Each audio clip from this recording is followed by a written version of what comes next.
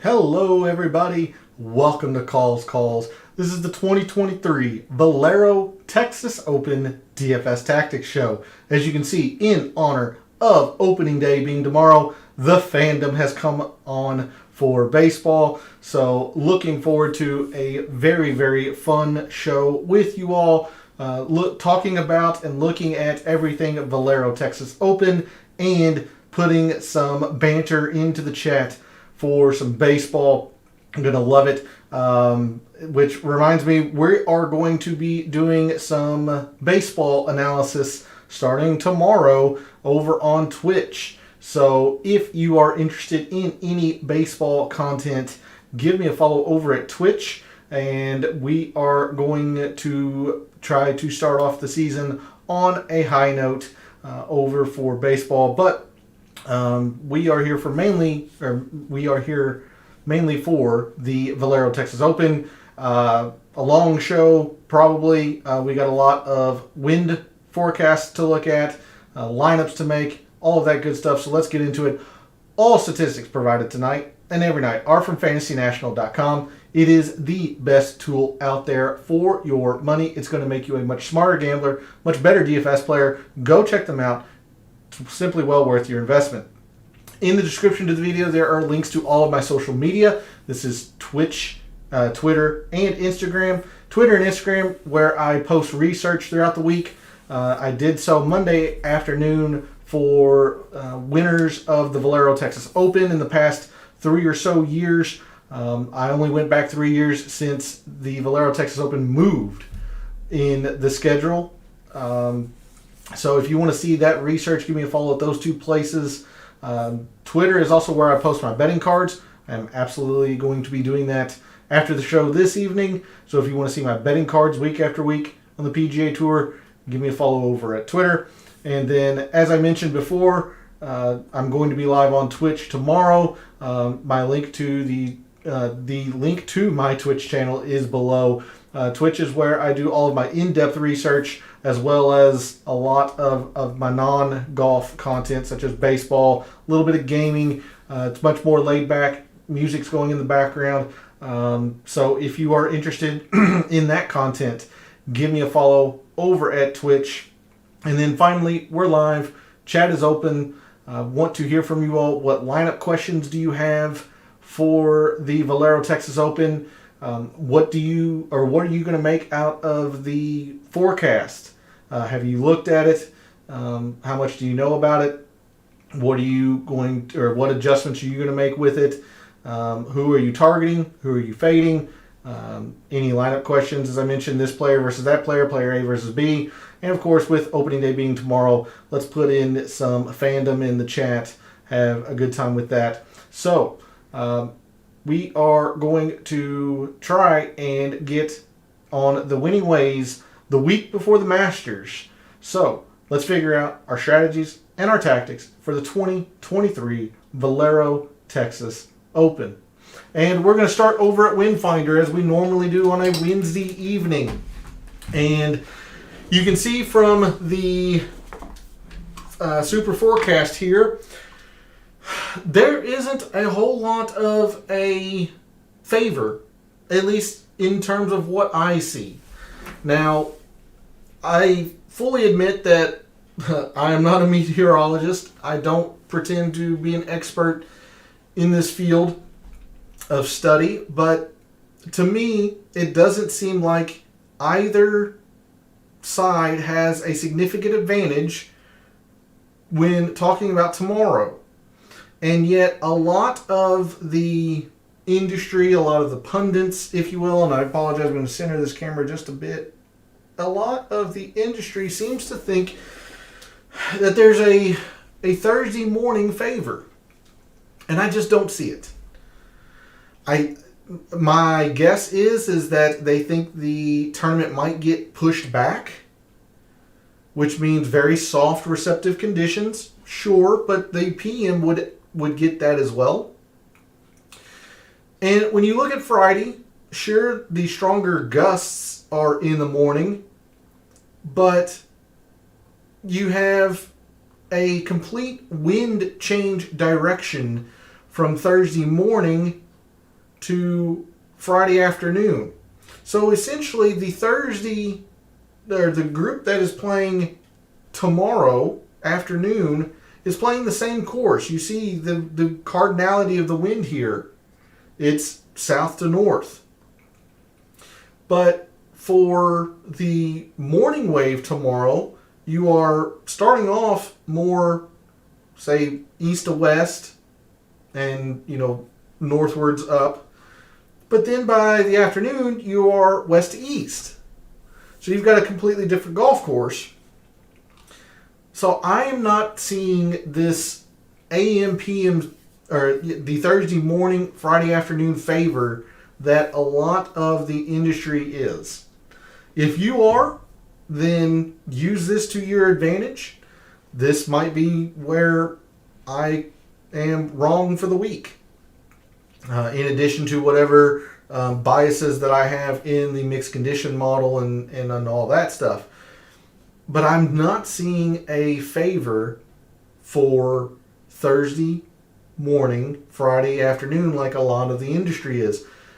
Having said that, if the tournament does indeed get pushed back because of the rain, Saturday morning looks immaculate. Chillier than your first 2 days for sure, but not a lot of wind. So if the tournament does get not postponed but pushed back, then yes, you would want to give an advantage to the Thursday morning wave, thinking that they're going to get the very, very calm winds on Saturday morning since it's pushed back. But I am not willing to put a lot of my eggs, or very many at all, to be honest, in that basket.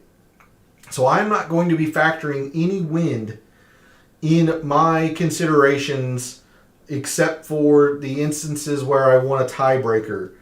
If I'm considering two players, one happens to be teeing off in the afternoon tomorrow, and then one's teeing off in the morning, I might consider the morning player only because of the possibility that it gets pushed back, but it's not a guarantee.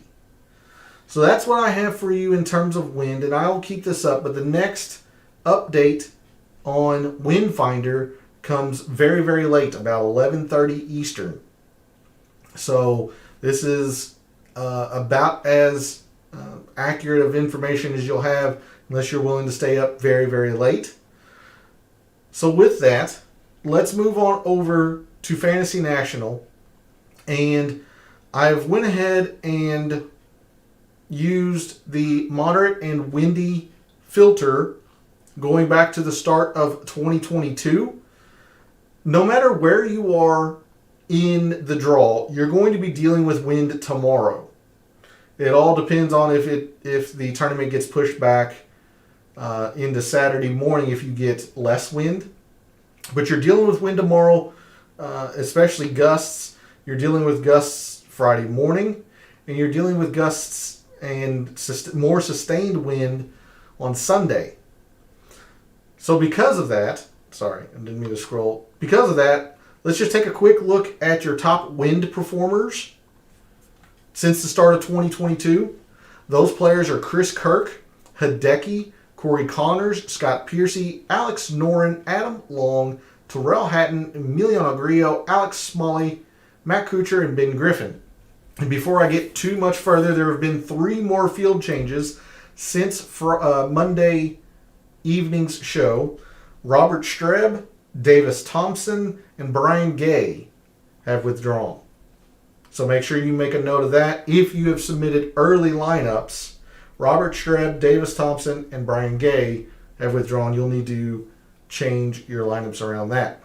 But anyway, that is what I have for you in terms of a wind forecast. I'm not factoring it into my considerations much at all. So instead of going through a couple of these metrics, let's just go ahead and jump straight into the mixed condition model and save more time for lineup building. So the mixed condition model for this week in this year's Valero Texas Open. Thanks to everyone who joined me over on Twitch yesterday morning, Tuesday morning. It was pretty fun, and I went through the process of why and how much percentage I was using, why I was using this metric, all that stuff. But for a quick briefing on it, I talked all week about how I just think this is a ball striking course. Last year we had 20% in strokes gained approach, 10% and 15% off the tee. I did end up keeping the 20% in strokes gained approach. A lot of that around the previous three winners here at San Antonio, the Oaks course. Corey Connors, Jordan Spieth, and JJ Spawn, their irons were on fire since the start of the calendar year, coming into the Valero Texas Open when they won. So, even though it wasn't very predictive, as we saw Monday night in last year's mixed condition model, the belief that it's going to be a ball striking course, and the fact that every single winner has had a lot of strokes gained approach throughout the calendar year before they won, led me to want to keep the strokes gained approach at 20%. 10% and off the tee. We've seen all week how off the tee outweighed strokes gained around the green. Hey, P. Good evening. Yes, go Cubbies. In honor of opening day tomorrow, I've got the baseball fandom on. Looking forward to doing some baseball as well starting tomorrow. And I'll recap that at the end of the show. But yes, the fandom has come on. I don't know if I've ever worn my Cubs jersey on stream, so I figured with opening day starting tomorrow, thought it would be a good time to break it out. But thanks for jumping in chat. Hope your week has went well and that you are ready for the Valero Texas Open and to increase our bankroll before the Masters. 10%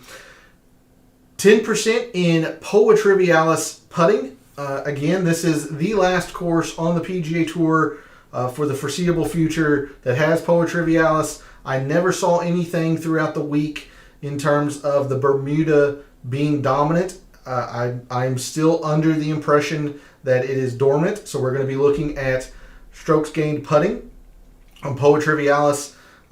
The courses, again, we've said it a lot, but the courses that make up Poa Trivialis on the PGA Tour, the Amex, Waste Management Phoenix Open, the Valspar, TPC Sawgrass, the Players, and the Oaks course here for the Valero. So 10% in that, and throughout the week in the breakdown and even in the leaderboards from Monday night, we saw just how much putting can matter, especially for those who traditionally putt this surface well. So a full 10% in putting. 10% in birdies gained on long courses, and this is one of the first or kind of only changes that I have made to my process, my entire process, considering I did not use Matt Wallace last week because I defaulted to only going back to 2022 on long courses. I missed out on a whole lot of potential winnings at the Corrales. As good as I did, could have been a lot better had I used Matt Wallace, and I was off of him because I only went back to 2022 on long courses. So for this week, I am going to go back to 2021, see how it does, how it performs, and make that adjustment and see if this is something of an adjustment I need to make in my process moving forward. Was last week's Corrales kind of an outlier or a blip in the radar in the sense that Matt Wallace did well even though he hadn't played long courses lately well? Or am I needing to critique myself and scrutinize myself and expand my data, essentially? So my long course filters, which we've looked at a lot this week since the Oaks course is over 7,400 yards, all of the long course filters that I used did stretch back to 2021. Now, speaking specifically to birdies gained, we talked Monday night how It was the more important factor for the winners the past couple of years here at the Valero. So 10% in birdies gained, and I actually did remove the bogeys voided. I did have 5% in there, and even through the majority of Tuesday morning's stream, I had 5% in bogeys avoided, but that 5% in the bogeys avoided went into making strokes gained approach at 20%. So there could be a part of the weakness if approach isn't that important or if bogeys are important this week. But no bogey avoidance. 5% in good drives gained, again, on long courses. Talked this week, again, this is just emphasizing the ball striking even more. 10% in greens on long courses. Again, the iron play, the approach, ball striking. 5% in proximity. This is a little bit of a gut call on or a gut feeling, if you will, on my end. I just think total prox is going to be a decent factor. We saw it in the raw data over on Excel, how we had 1 year of an outlier and 1 year of a low outlier, and total prox was still extremely important compared to other full field courses. So 5% in total prox, I didn't want to go too heavy on it just because it is a gut feeling. So if prox doesn't matter, or if I'm correct and I don't have enough percentage in here, that's also another possible weakness. But no specific no specific length, as I didn't feel confident in a specific length. And then to finalize the mixed condition model for this week, 5% in 175 to 200 yard par threes. Again, they were some of the most predictive metrics last year, but I just used par threes in total. And this year, I really do feel like the 175 to 200 is the main length of par three here at the Oaks course. So I'm going to be looking specifically at that. 15% in terms of par fours totality. And I ended up not splitting out the 450 to 500 like I thought I might. I'm just going to look at all par fours. So again, another potential weakness of the mixed condition model could be if a specific length of par 4 matters, i.e. the 455, which is the length I think will matter the most. I didn't feel as confident as, say, putting 5% good drives gained, because I definitely wanted to emphasize that ball striking. Talked about how proximity is more of a gut feeling on my end, so I will own any lackluster results pertaining to proximity. So I didn't have the extra 5% for 450 to 500. That would probably be the next 5% in this mixed condition model, that or bogeys avoided. And then to round out the mixed condition model, 10% in par 5s, 550 to 600. And all three of these were backed up by the data, the raw data in Microsoft Excel last Monday, in Monday's show.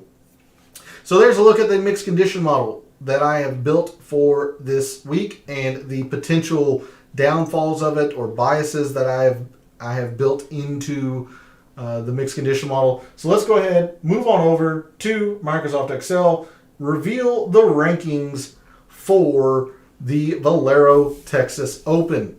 And before we do this, P, I know you jumped in chat a little bit later after the intro. 3 more field changes if you have filled out early lineups for DFS contests. Robert Streb, Davis Thompson, and Brian Gay have withdrawn. So if you submitted early lineups using any of those 3 players, you'll need to go change them. They have withdrawn. But the reveal of my top 10.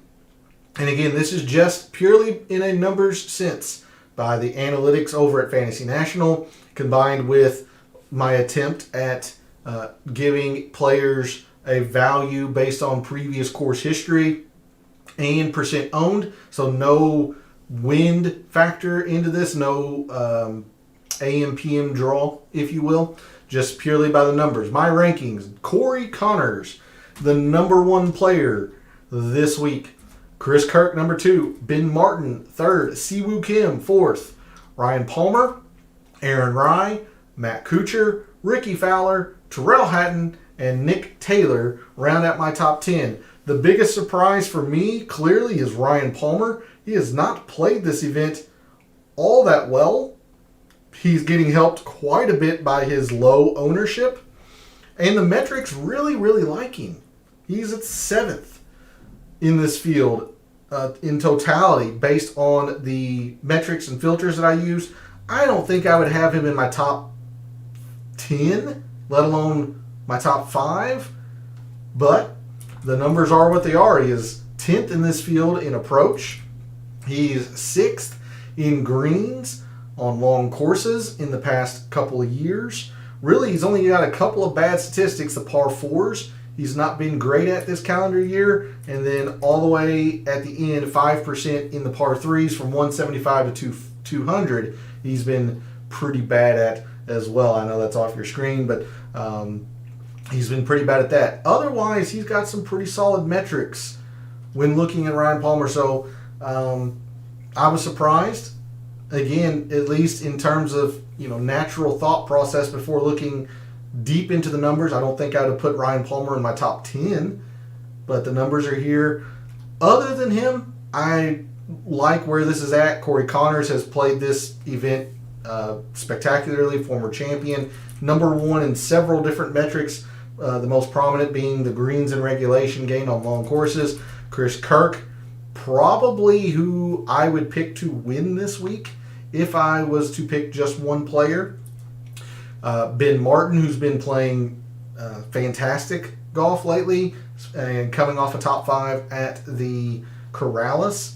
I believe it was a top 5. It was at least a top 10. He did very, very well, and I was very high on him at the Corrales. That's what I can tell you. Siwoo Kim, I think a lot of people early in the week were sleeping on Siwoo, and now they've really wisened up, or at least the community at Fantasy National is in on Siwoo Kim. A lot to like here. And he's one of the 3 players that qualified under the criteria of pattern of winners the past 3 or so years.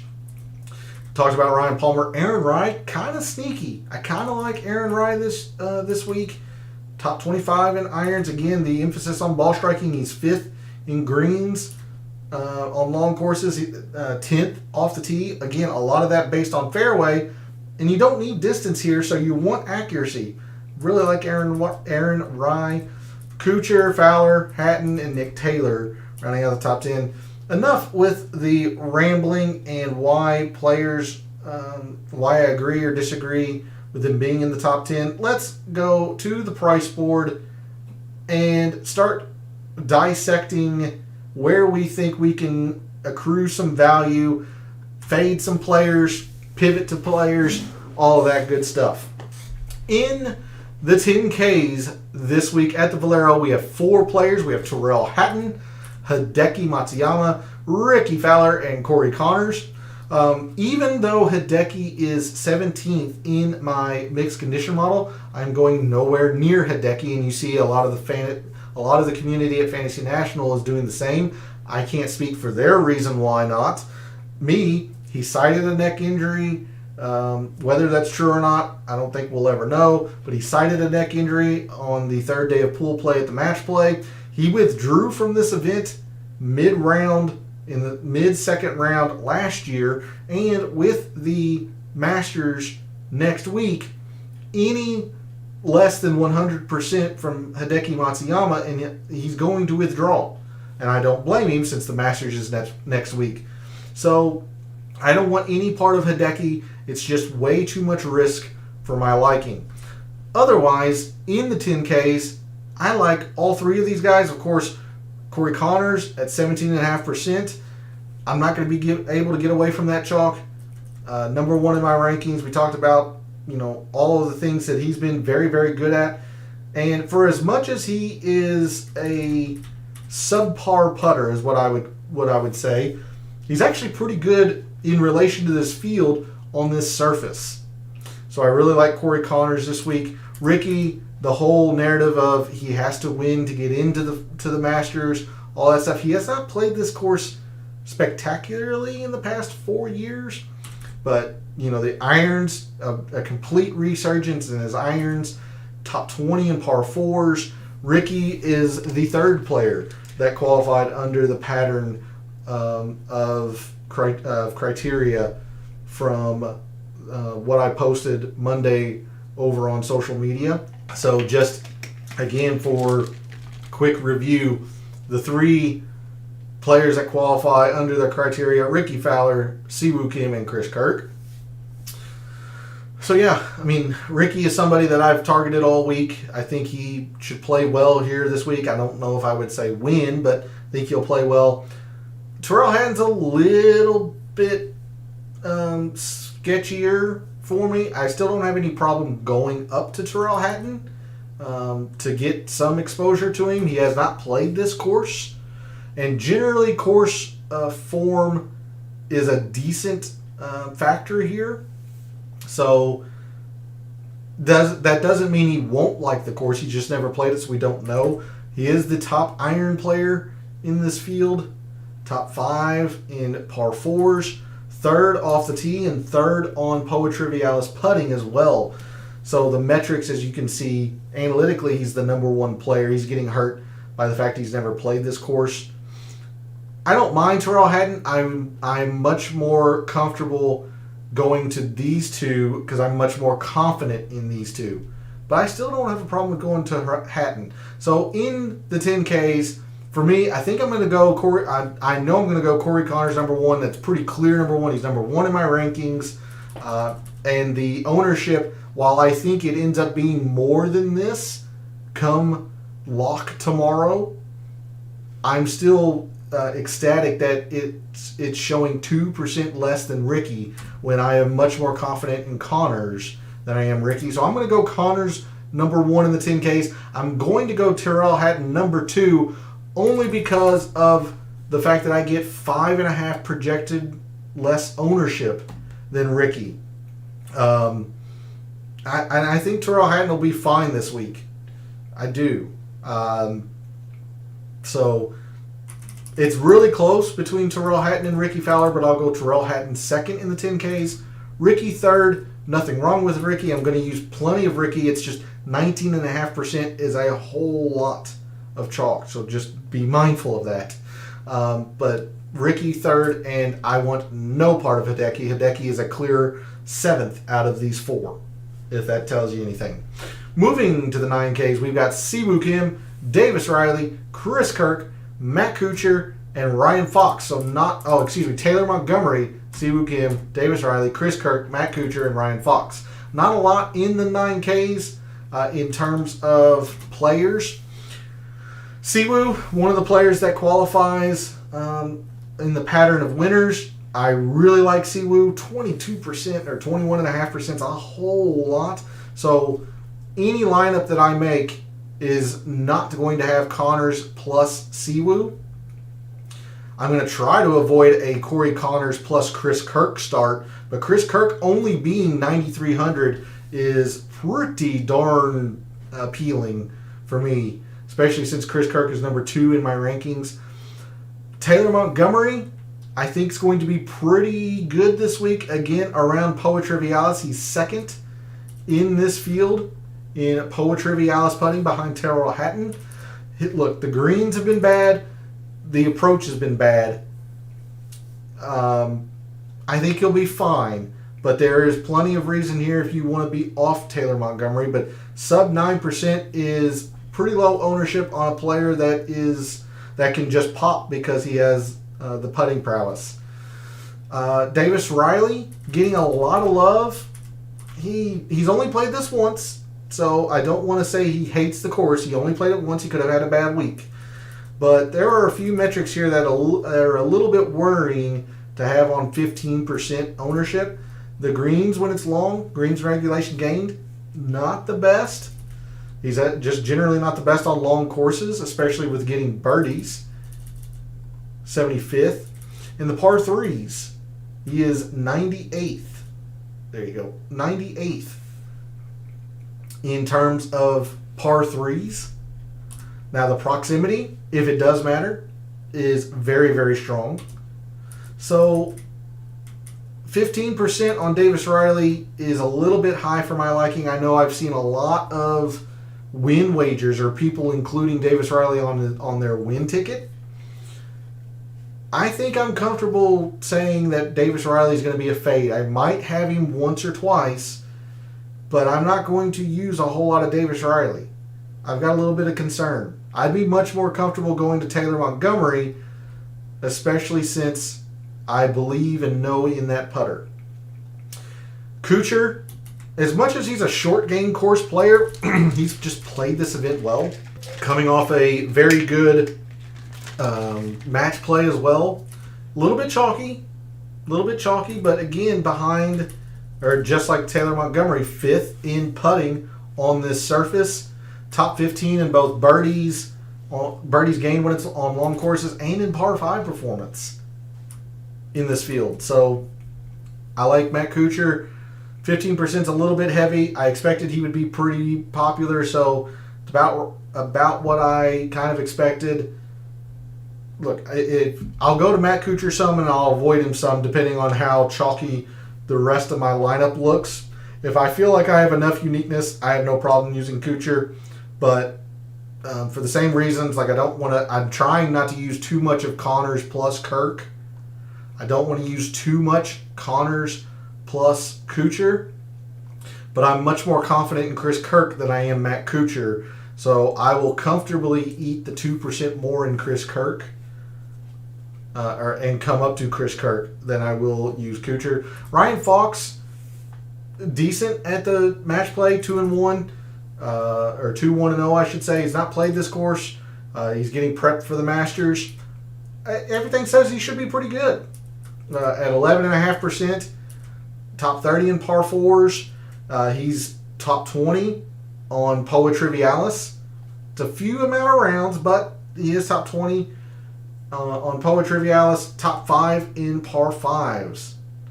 So I think Ryan Fox will be a pretty useful inclusion in some of your DFS lineups. So in the 9Ks, even though he is so darn chalky, I'm not going to be able to get away from it. I mean, he's second in my rankings. I'll put Chris Kirk number 1 in the 9Ks. I might actually go Fox second due to the quality of player that he is, plus the lack of ownership compared to everybody else around him.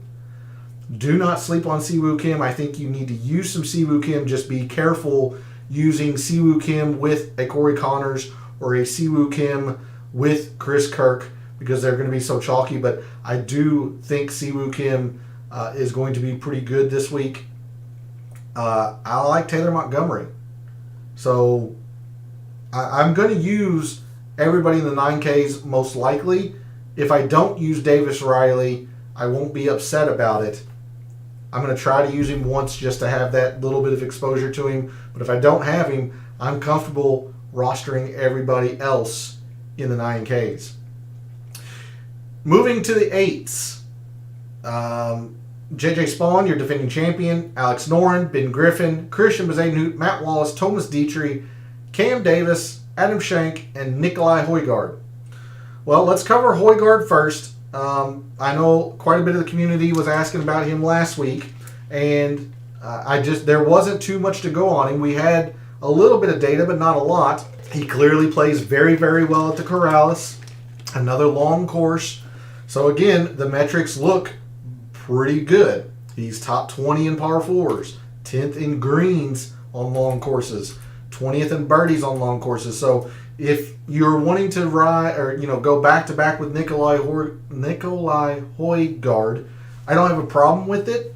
I do worry about the travel, Corrales to Texas. I don't think he's in the Masters, but I mean that's still quite a bit of travel. And off a successful week, I worry a little bit about regression. What's the word I'm looking for? Not drawback, just him not playing up to his standard. But the metrics are very, very solid, as you can see here. 19th analytically, top 25 in my ranking, so I don't see any problem with Højgaard. I can't imagine he'll be at 8.5%, but if he is, that's very, very good value on a player of his caliber. Like Ryan Fox Ryan Fox at 11.5%. Again, 11.5%, obviously more than 8.5%. But Ryan Fox is a top 50 player in the world. You're getting 11.5% on him in a very weak field. That's pretty good value. Nikolai Højgaard, top 70, I believe, in the world. Getting him at 8.5% seems like pretty good value. Elsewhere in the 8Ks, your defending champion Spawn, he was rated pretty high for me last year. He was 12th. This year he's fallen a little bit. He hasn't been as good this year leading up to the Valero that he was last year. He's actually not all that good on POA Trivialis, to be honest. 103rd. Now, he's pretty good on long courses. You can see here, 4th in getting birdies on long courses. Top 25 and off the tee. 35th or top 35 in greens on long courses. So there's still enough here, but he's not in nearly the form that he was coming into the Valero last year. So I'm a little bit off on JJ Spawn. Ben Griffin getting a lot of love. A lot of that around probably the par fours and the putting. I can't say it's a bad thing. 12.5%. I don't know. The more I think about it, more it's probably fair. So a little bit chalky for the area, but I'll certainly have a little bit of Ben Griffin. I'm worried a little bit about a letdown. That's the word I'm looking for, a letdown from Matt Wallace off of his first career win. But look, it's another long course. He's 6th in irons. He plays pretty well in the wind. If you want to ride a hot hand like Højgaard, you certainly run it back with Wallace. I've tried to adjust for my shortcomings last week in the sense that I only went to 2022 on long courses instead of 2021. So the metrics are still a little bit better for him. I'm just worried about a letdown for Matt Wallace. Instead, if there's somebody that I'm going to use from the Corrales, I'm going to use Thomas Dietrich. 8th analytically. Again, he hadn't played this course like a lot of these other players. Wallace has played the Valero, and he's played it pretty well. So that's another feather in his cap, if you will. But I kind of like Thomas Dietrich.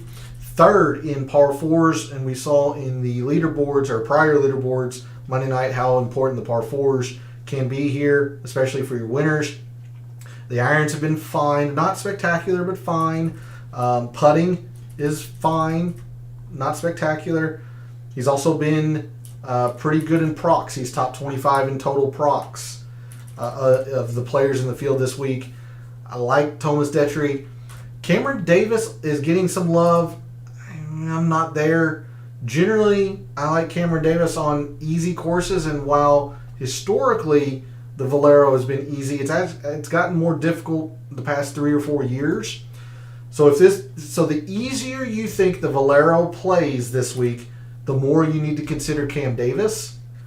You see the course value, it's not good at all. He's played it more than once. I'm not there, but if you think that it's going to play easy, consider Cam Davis, especially with the off the tee and propensity at long iron play. Cam Davis is very good with long irons. But I'm just not there this week, and then I don't want any part of Adam Schenk. So there's a look at the 8Ks for me. I'll be using some Ben Griffin. I think it's probably fair ownership. I would have liked it to have been a little bit lower, but it's probably fair. Thomas Dietrich is the chalky 8 play that I'll use. I'm worried about a letdown from Matt Wallace, and there's not a lot of data here on Højgaard, but what there is very, very solid, and 2 other top 20 metrics just off your screen. Moving into the upper 7s, talked about Aaron Rai. He's number 6 in my rankings. Really like Aaron Rai. This seems like it fits his style of game. Requires accuracy. Distance isn't a premium. Iron play. He's not the worst on POA Trivialis because he's not a very good putter. He's not the worst on POA Trivialis, so take a look at Aaron Rai. But like I mentioned with Thomas Dietrich and Ben Griffin, it's a little bit of ownership, so be careful of using him in lineups where you're using Connors and Chris Kirk, Siwoo Kim. You might need to find some uniqueness if you're coming down to Aaron Rai, but there's no reason that I see to avoid using him. Brendan Todd should be pretty good. Again, all around the putting. 11.5 is a little bit heavy for Brendan Todd, but he's a very good putter on this surface. 7th, to be honest, or to be exact, excuse me. I don't want any part of Sam Ryder. Andrew Putnam generally plays short courses well, so this seems like it's out of Andrew Putnam's purview. He's played it okay here. Pendrith was a pretty big letdown last week at the Corrales. He made the cut and then shot something like +8 over the weekend. It was really, really bad. Man, he's a very, very talented player. I don't know if this is the right course for Taylor Pendrith.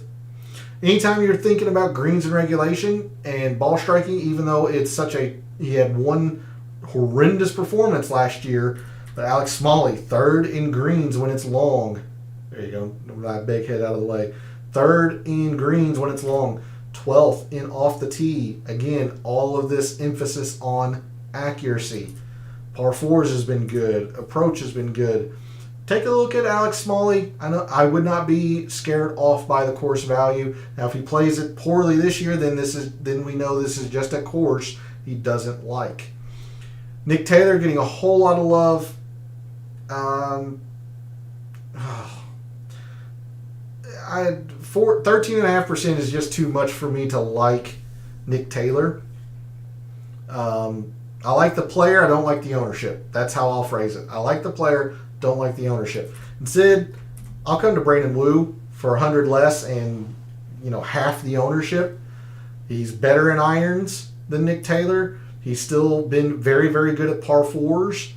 He's been better on Poa Trivialis putting than Nick Taylor. Now, Nick Taylor has been better on par 5s, so take what you will with that.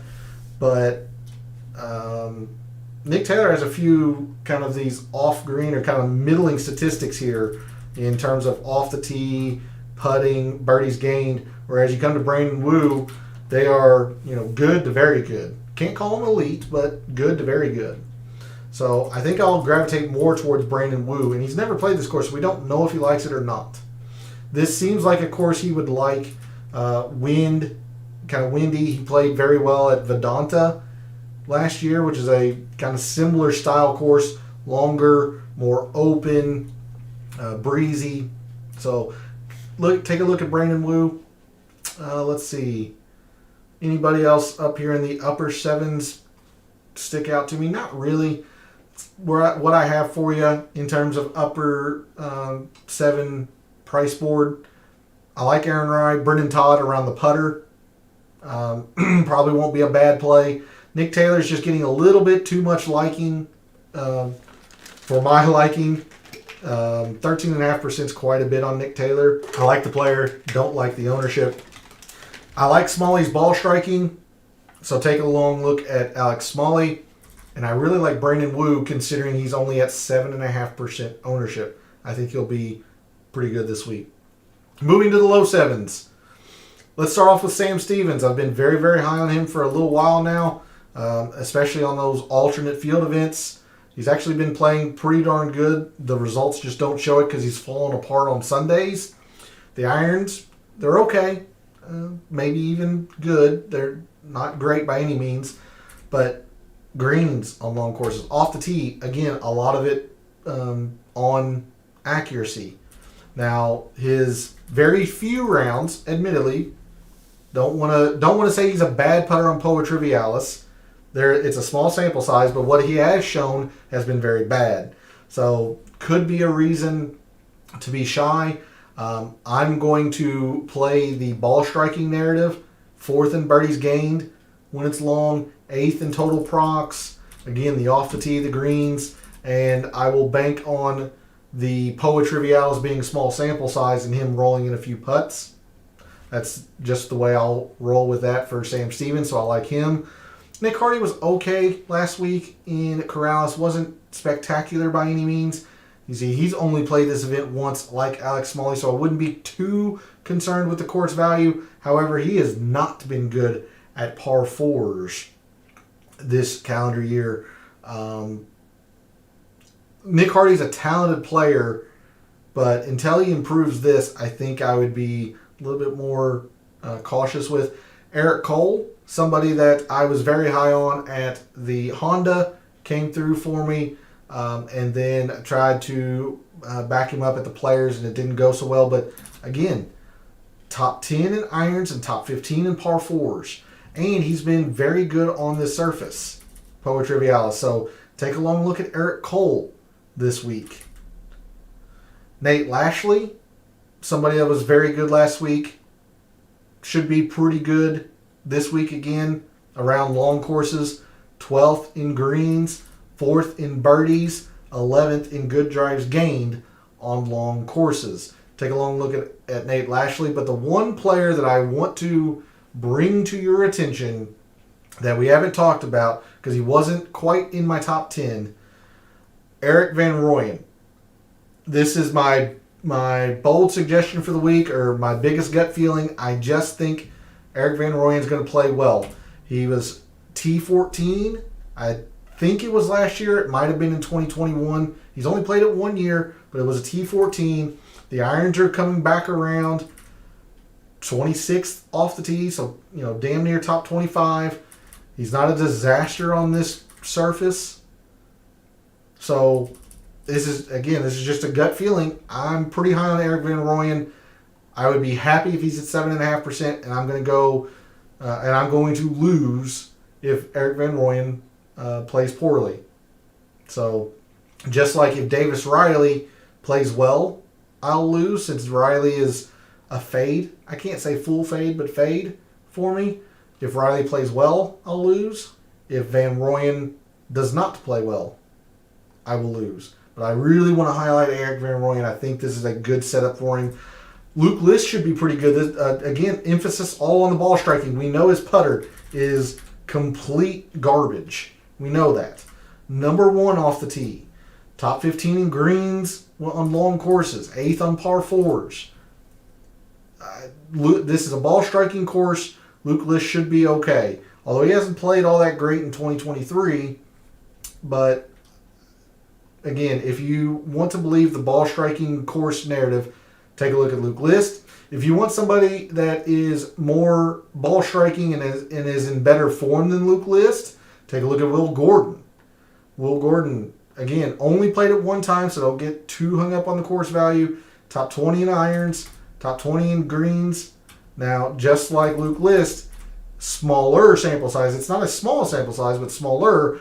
Not a great putter, especially on this surface. But if you're wanting to go on a ball striking narrative and want somebody that is in better form, better current form than Luke List, then take a long look at Will Gordon. I talked about Ben Martin. 15% is pretty heavy, but this is chalk I won't be able to get away from. Really like Ben Martin, especially at 7,100. Ryan Palmer seems like he's a little bit overrated in my rankings, but he's a Texas narrative. He's 2 for 4 here at this event, so it's not spectacular by any means, but top 10 in irons, 6th in greens on long courses, so there's enough here if you want it, but I think this is a little bit over ranking. Let's see, anyone else really stand out to me? Hoffman's had a lot of good course form, but he is, or good course history, but he's in absolutely terrible form. So, whatever narrative you want to use there works. Akshay Bhatia, analytically, should be pretty good. Number 1 in birdies gained on long courses. Number 2 in par 4s, and 12th in approach. But with the amount of wind that is expected this week, in the few rounds that he's had wind, it's been pretty bad. So I think I'm going to use Bhatia, but I might be a little bit cautious on him this week, especially since we'll get shot link data for him on a windy course. So I'll use Bhatia. We'll try to be a little bit more sparing with him. So that's what I have for you in the low 7s. Again, I'm just going to highlight Erik van Rooyen. Really, really consider Van Rooyen. He's my bold suggestion, or my biggest gamble, I guess you will, if you will, for this week. I like Sam Stevens again. Eric Cole should be very, very useful for you in DFS. I wouldn't overlook Luke List, although the current form is certainly scary enough. So if you want a better ball striker or if you want a good ball striker that's in better form, take a look at Will Gordon. Talked about Ben Martin. That's chalk I won't get away from. Don't mind Batia, but I'm curious to see how he performs on a course with shot length for wind. Moving to the 6Ks, I do have a couple of names for you all that could be serviceable. Take a long look at Lucas Glover. I know he's not rated all that highly, but in the past 3 years at the Valero, he's never finished outside the top 20. Look, the talking like Luke List or speaking similarly to Luke List, he's in terrible form, but man, that course value, that course history here is excellent. So if you're a big believer in course history, then you have to take a long look at Lucas Glover. I might throw him in a lineup or two. I am quite worried about his current form. As you can see, off the tee has been really bad. He's not particularly great at Poa Trivialis, but for whatever reason, he's just played well here. Let's see. Others in the 6Ks. I've mentioned Pearson Coody a couple of times. It's worked out once. It hasn't worked out once. He's from Texas, or at least plays collegiately in Texas. So I would think he is used to the windy conditions here. And he is used to the surface, the putting surface. So I think Pearson Coody should be pretty good.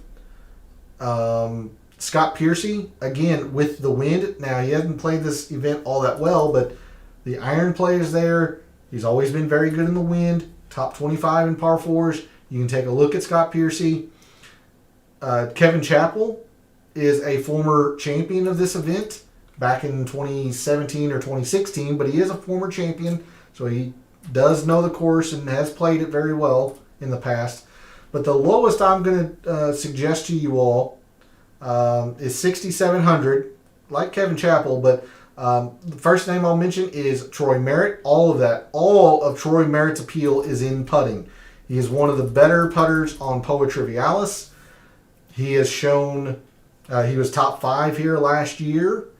All of that around the putting, and he had a decent iron week. So anytime he has a decent iron week and the putter cooperates to Troy Merritt's norm, it's going to be a pretty good week. So take a look at Troy Merritt. I wouldn't go crazy. I wouldn't throw him in a whole lot of your lineups, but if you're trying to build a stars and scrubs and need a 6K, you can take a look at Troy Merritt. You know that he's had success at this course and he loves the surface. But I've actually been gravitating towards Andrew Novak for whatever reason. And the analytics aren't great here, but again, kind of this gut feeling. I think the irons are a little bit better than what's been showing here. And he's got some pretty solid metrics other than these greens when it's long.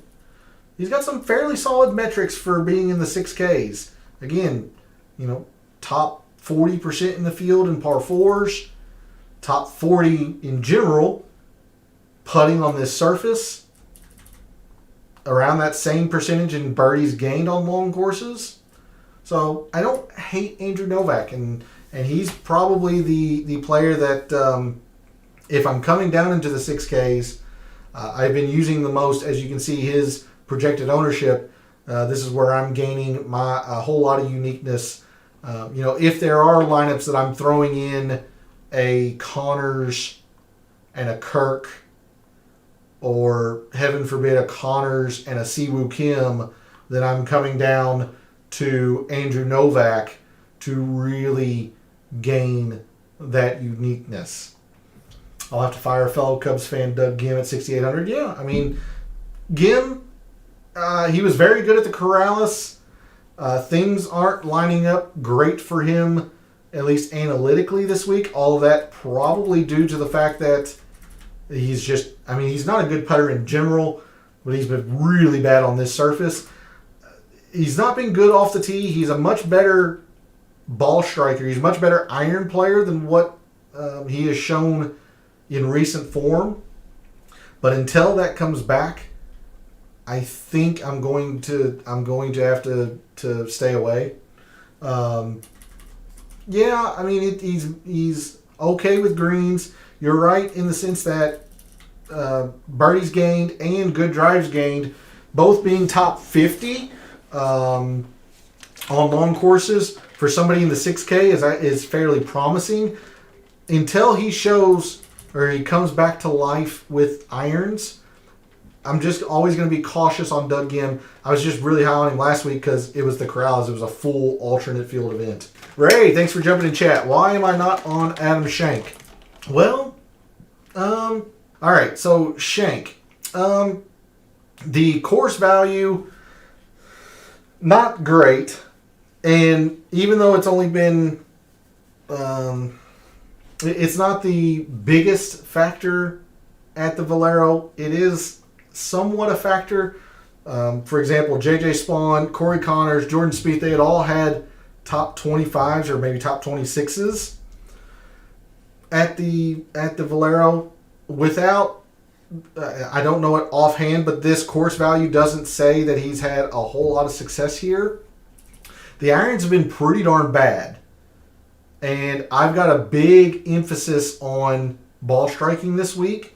Now we don't have, we don't get the strokes gained approach numbers from the Corrales, but the irons have been bad. Greens have been really bad on long courses. Generally, he hadn't played long courses well, actually.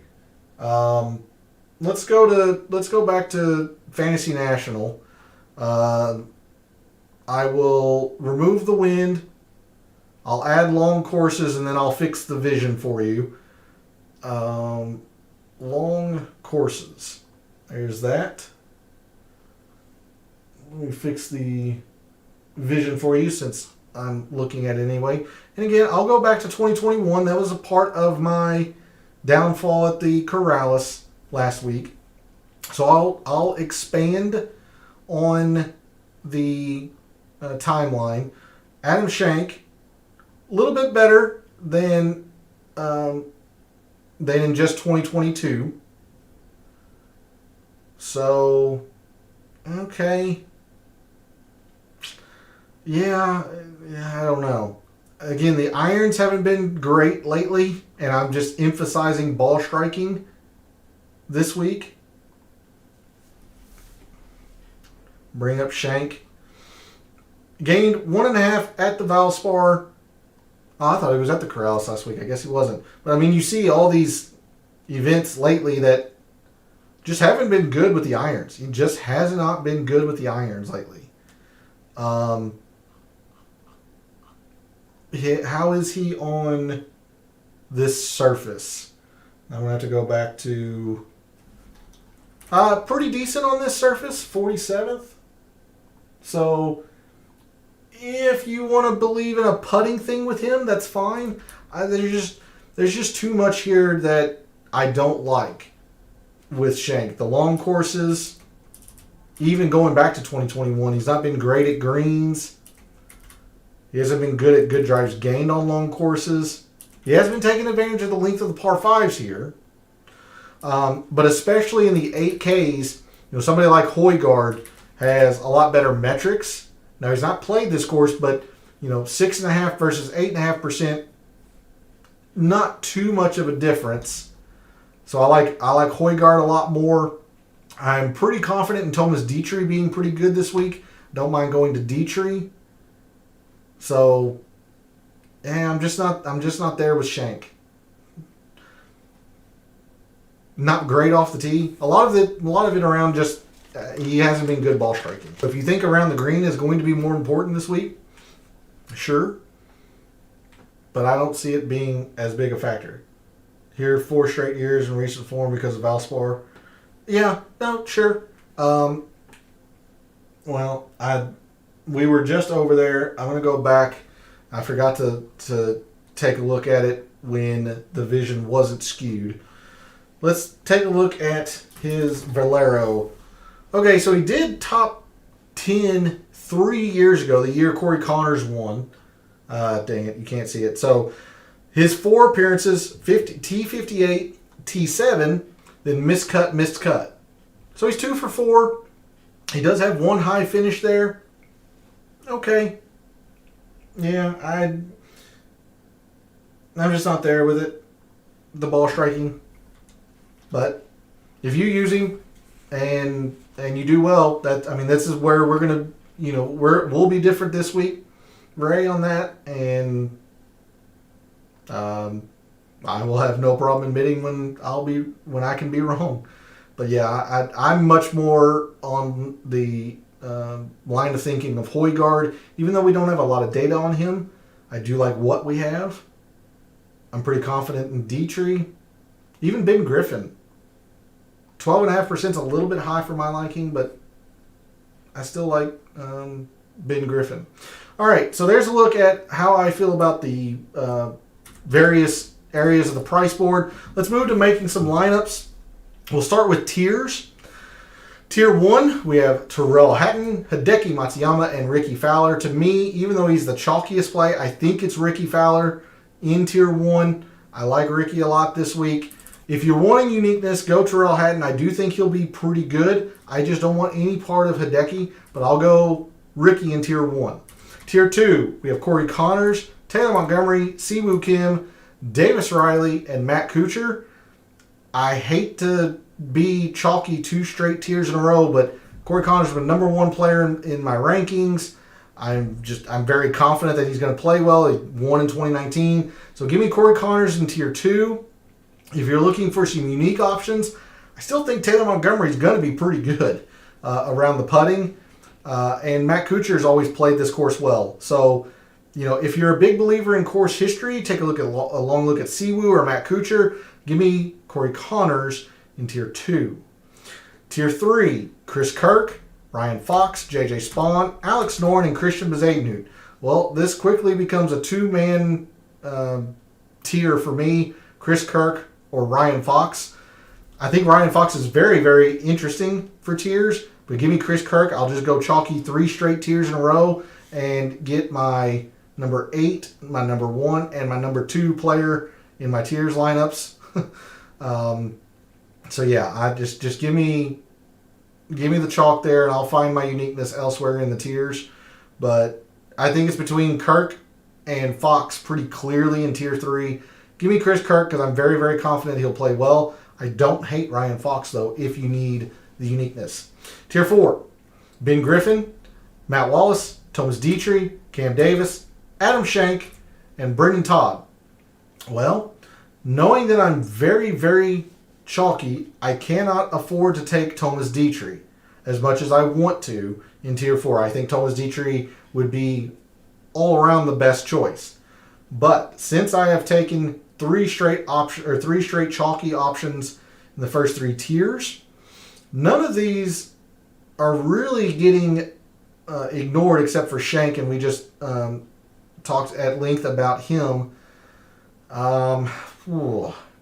Brendan Todd for the putting, but that's very dangerous to rely on for tiers. I think I might go Ben Griffin in Tier 4 to try to gain some uniqueness. But I still think the best play is probably Thomas Dietrich in Tier 4. I'm worried about a letdown from Matt Wallace off of his first career win, at least on the PGA Tour. Tier 5, Nikolai Højgaard, Aaron Rai, Sam Ryder, Andrew Putnam, Bo Hostler, Taylor Pendrith, and Nick Taylor. Taylor would be fine, I guess. I'm between these 2. Aaron Rai seems to be getting the most love. I think it's a good play, but give me Højgaard in Tier 5. So I'll go back-to-back weeks with taking Højgaard in tiers.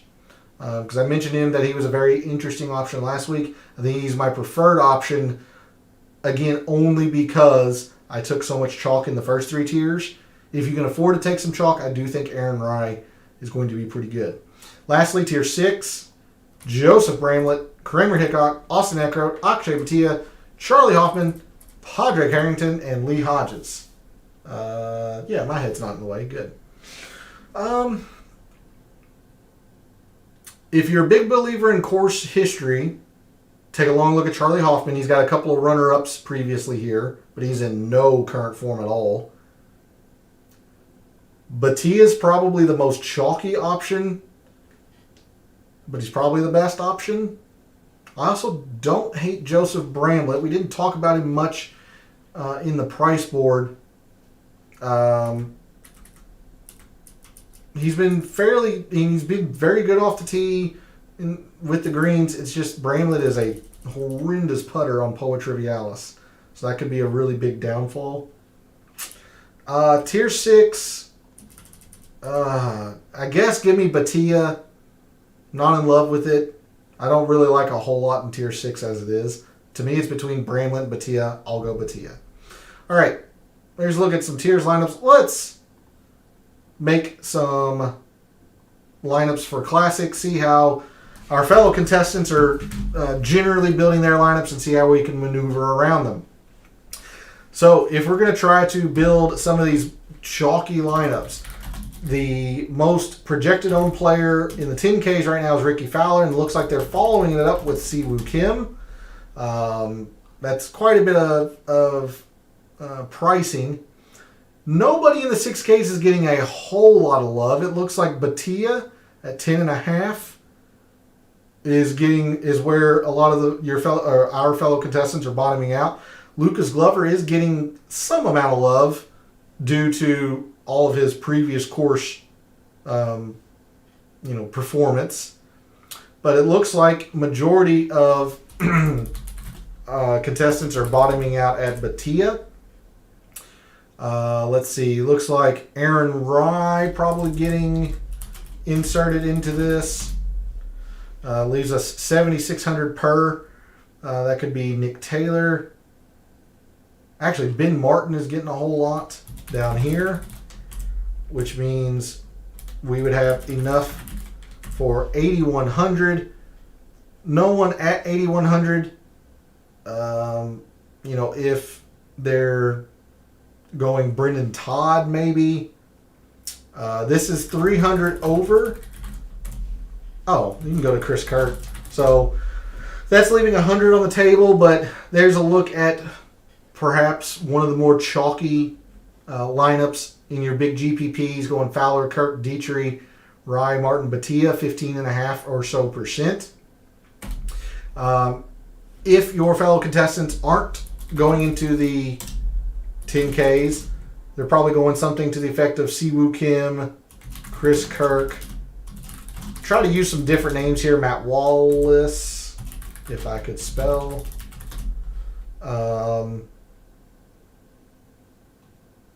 Aaron Rye. I want to use different names, but man, he's just getting a whole lot of attention.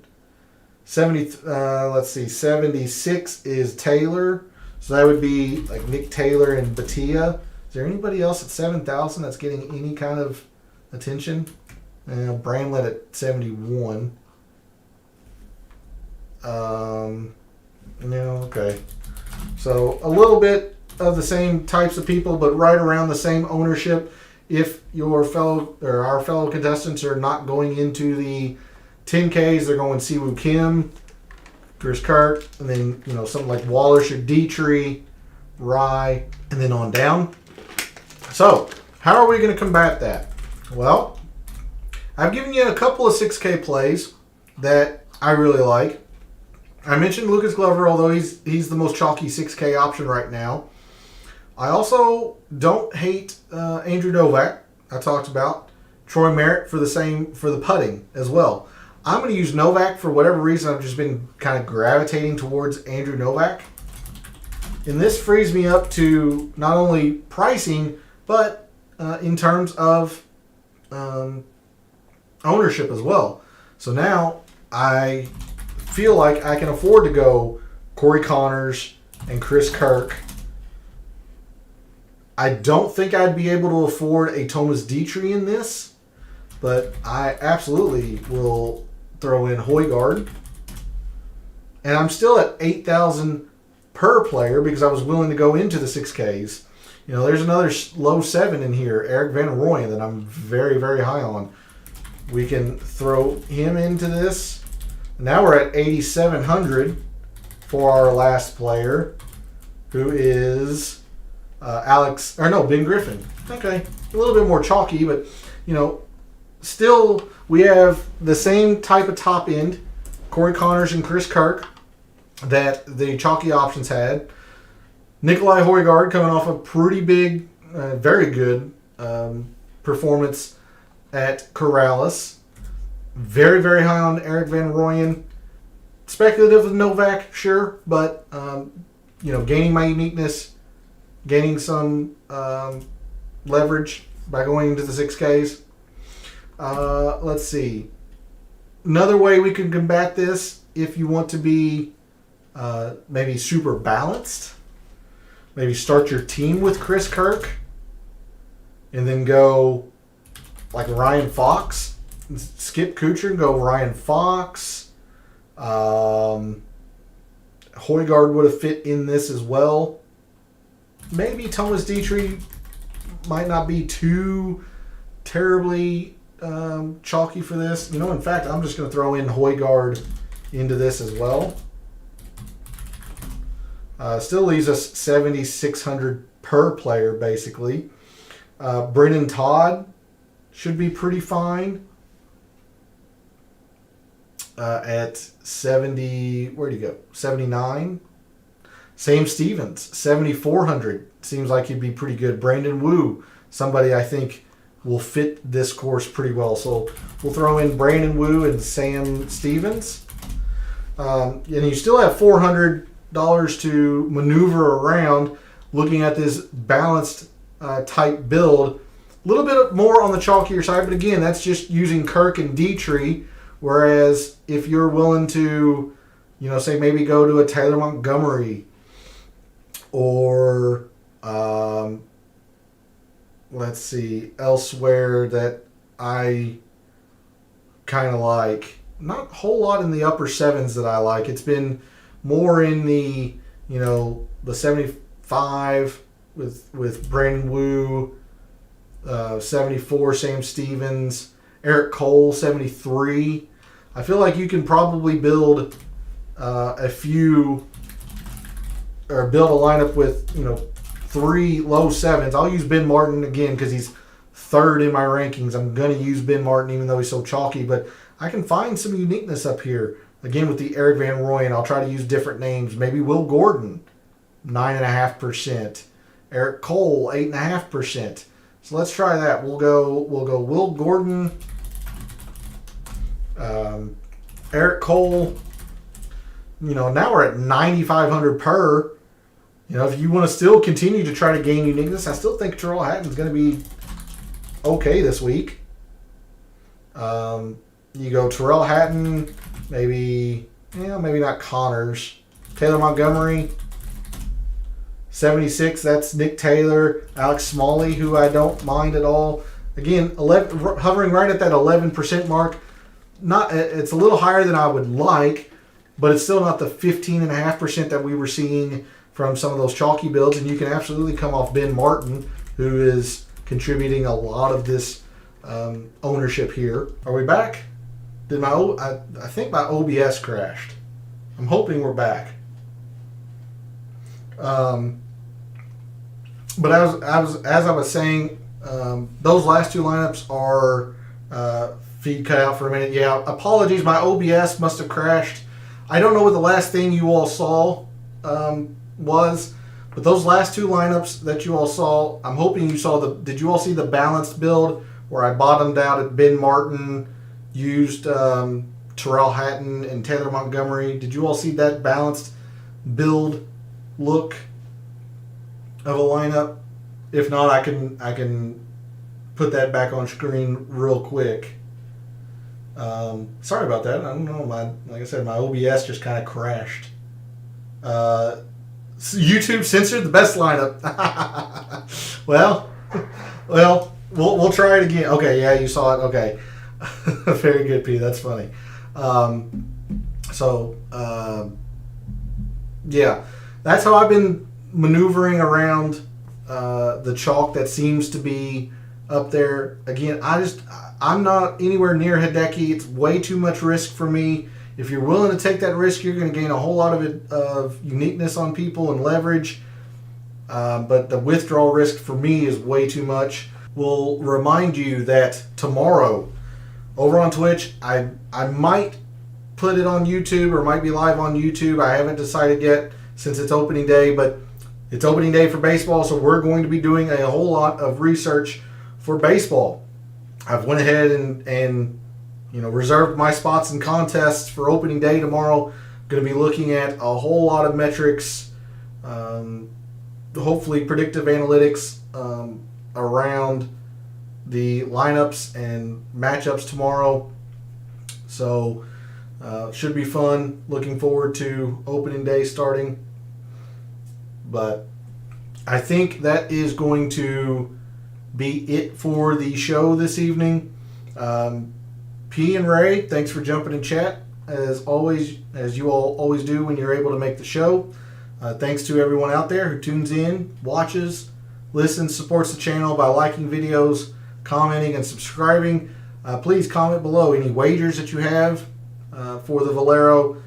I will have my betting card out for the Valero after the show this evening, later on tonight. So comment below what lineups did you use, who did you fade, who did you pivot to, all that stuff. And throughout the week and weekend, comment or let me know on social media how you're doing. I would love to be able to shout you out Sunday night for the initial research show to the Masters, having some bankroll or some additional bankroll to spend on the first major of the year. So thanks again for tuning in and supporting the channel. Always appreciated. For all of the wagers you've made this week for the Valero Texas Open, for all of the DFS contests you've entered this week for the Valero Texas Open, this weekend and every weekend, may all your bets be profitable.